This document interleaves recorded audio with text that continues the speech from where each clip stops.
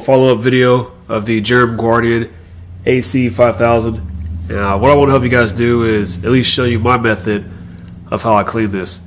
The manual that it comes with insists that you clean this at least once a month, which after about 10 months of use, I can say is a pretty fair assessment.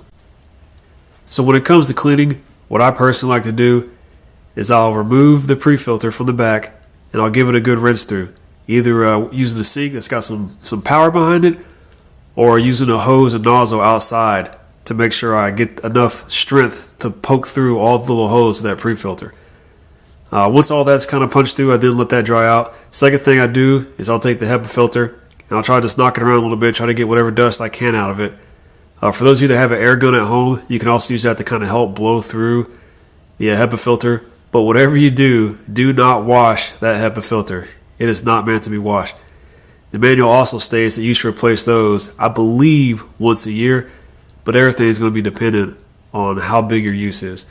The third thing that I do that the manual doesn't call for, but that I recommend you do as well, is use disinfecting wipes, possibly this, or if you're a Clorox bleach fan or whatever you like to use, get some wipes and then wipe around the outside of the casing for the HEPA filter, the screen, and also the inside. I'll open mine up real quick just to kind of show you what's inside. Just be forewarned that in my house there was I guess a spillage of diatomaceous earth. So you're going to see a lot more powder on my pre-filter than you should see on yours.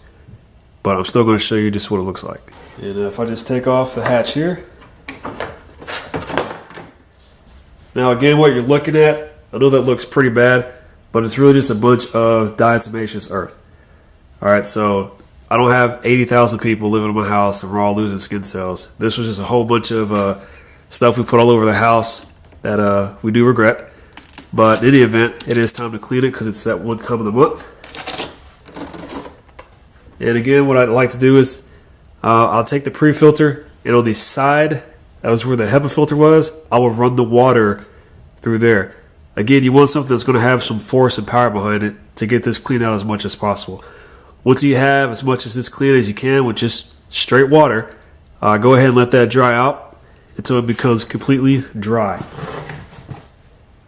Now here on the HEPA filter, you can see here this HEPA filter, I've had it in use for about 10 months, so it is almost time to replace it. It does not look that bad, probably kind of hard to see in the lighting.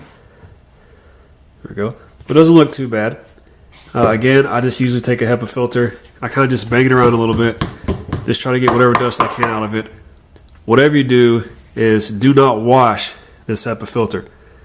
Alright, make sure again you do not wash this HEPA filter. It is not meant to get wet. Then of course the final thing I'll do is around the outside of the casing, I will take a wipe, such as a disinfectant wipe. Like I said, it could be Clorox or whatever you want to use. Maybe just a wet towel, some soap, whatever you have. But I'll take it, make sure it's not too damp, and I'll just wipe the outside, and I'll wipe the inside. Obviously, of course, you want to stay away from the UV bulb. That would be a smart thing to do. Another smart thing to do would be not to have this plugged in while you're wiping this down with something wet. And then again, I will also wipe the screen down. Just try to get in there as much as I can. And if you do have, again, like an air gun, that may potentially help get rid of some of the spots you see on your screen. Maybe a Q-tip or something you can kind of get the poke through if you got some things kind of going through your holes. But that's basically what I do to kind of help keep this cleaned up. So even while I'm wiping this down, some of the things I like to do, as well as try to get under the base here, I'll try to get pretty thorough. I'll take one of those cloth towels, I'll just pull it through, just kind of wipe it around. And as I mentioned, you just kind of wipe down on the inside of your GermGuardian and try to get all the crevices you can to hopefully help give you some better breathing air. Now, of course, when you have your pre-filter done, you kind of do just want to kind of look at it through some light. If you can basically see through it, you're pretty much good to go. And as you can tell there, all it did was just run water through this on one side and then run water through the other side.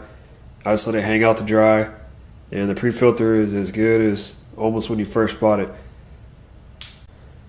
Hopefully that helps some of y'all out there.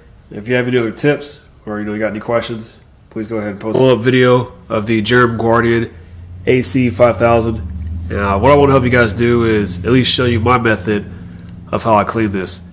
The manual that it comes with insists that you clean this at least once a month, which after about 10 months of use, I can say is a pretty fair assessment.